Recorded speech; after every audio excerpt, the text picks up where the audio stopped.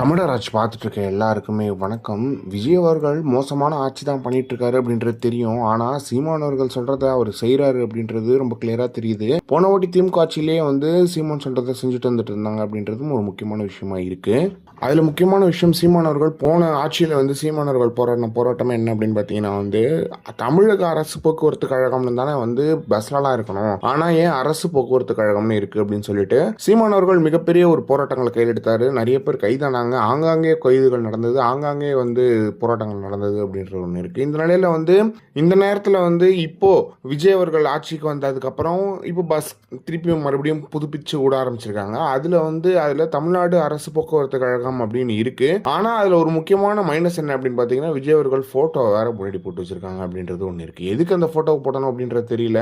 எந்த முதலமைச்சர் போட்டோவும் பஸ்ல எல்லாம் இருந்து நான் பார்த்ததே கிடையாது. திருவள்ளூர் போட்டோ இருக்கும், திருக்குறள் இருக்கும், இதெல்லாம் தான் பார்த்திருக்கேன். இது முதல் முறையே ஒரு முதலமைச்சரோட போட்டோ பஸ்ல இருக்கிறது இதுதான் பாக்குறேன்.